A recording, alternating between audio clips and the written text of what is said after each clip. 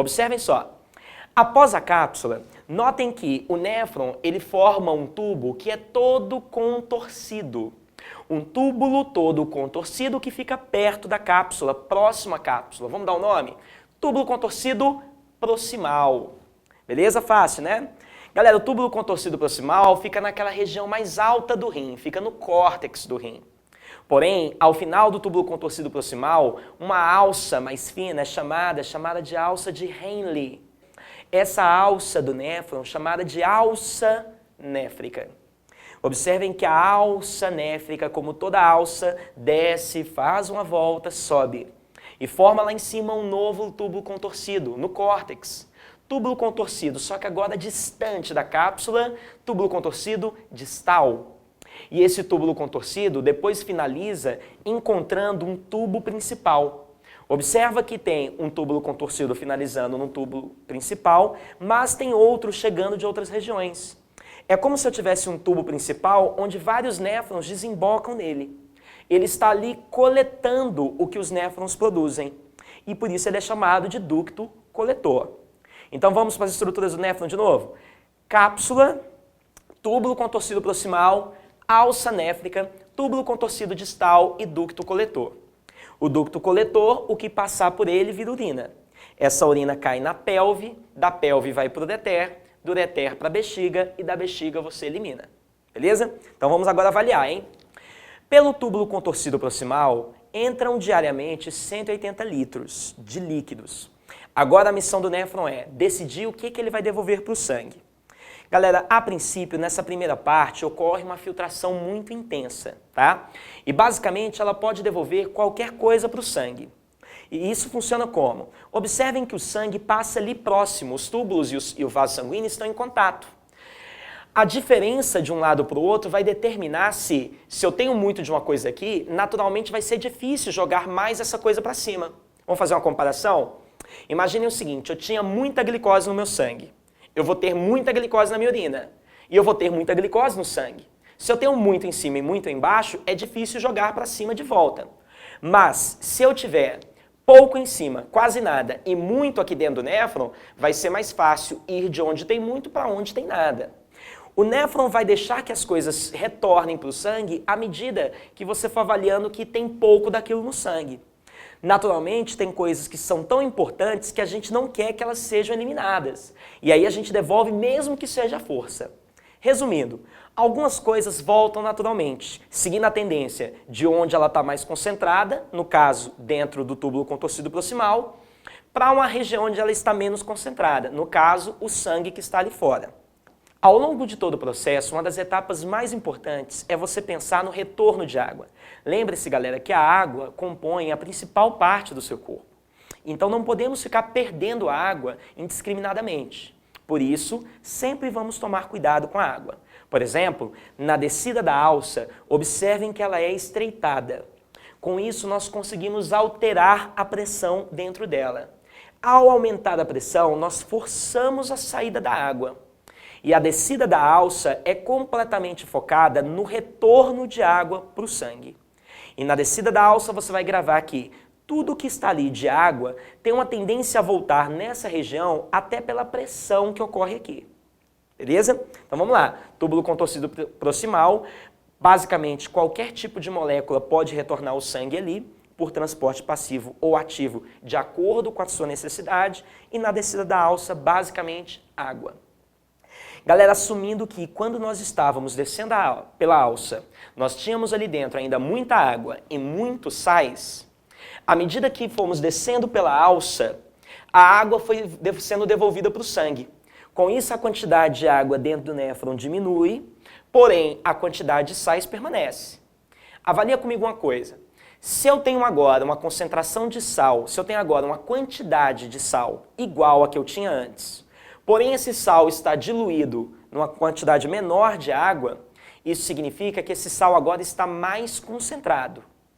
Galera, se nesse tubinho que sobe a concentração de sal for muito alta, muito maior do que a que está lá fora, por exemplo, você concorda que existe uma tendência natural do sal ir de onde ele está mais para onde ele está menos?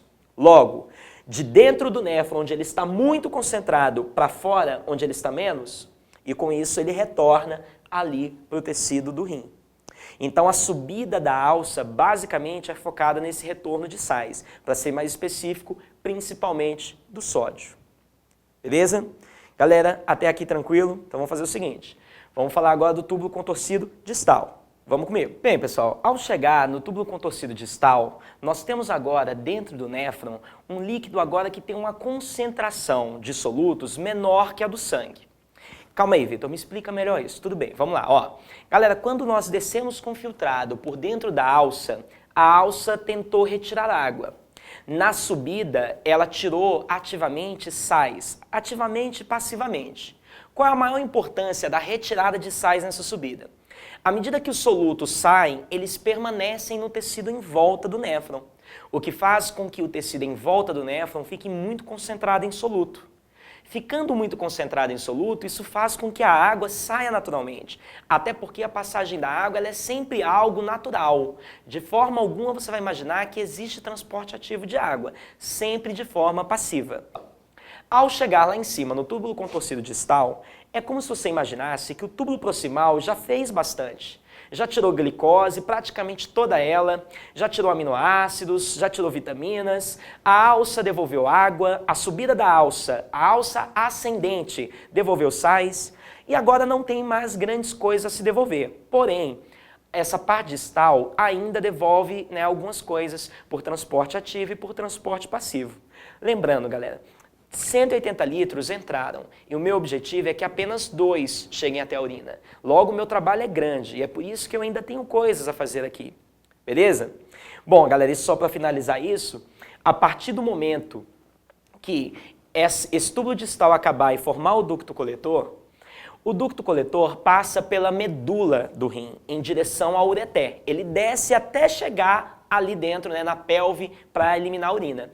Nesse caminho, ao atravessar a medula, ele vai se deparar com um ambiente extremamente concentrado em solutos. Você lembra que lá na subida da alça a gente foi tirando sal para manter aquele meio muito concentrado? E na descida do ducto coletor, a água vai sendo tirada de dentro da urina e isso vai depender da concentração de sal que tem em volta. Quanto mais concentrado, mais você vai tirar a água. Então é nessa região que a maior parte da água é tirada. E com isso nós dependemos muito dela para ter uma reabsorção, uma devolução para o sangue da quantidade ideal de água. Então, galera, em síntese, vamos lá agora colocar isso tudo, né, direitinho, organizadinho. Vamos lá. Uma arteríola aferente chega, se ramifica em capilares, glomérulo, ali ocorre a filtração e forma o filtrado glomerular. Aquilo que não ficou vai embora pela eferente. Porém, em volta do glomérulo temos a cápsula. A cápsula retém tudo que é filtrado e esse líquido começa a passar. Túbulo contorcido proximal, maior parte das coisas retornam para o sangue aqui. A maior parte dos solutos, boa parte da água, muito transporte ativo, muito transporte passivo.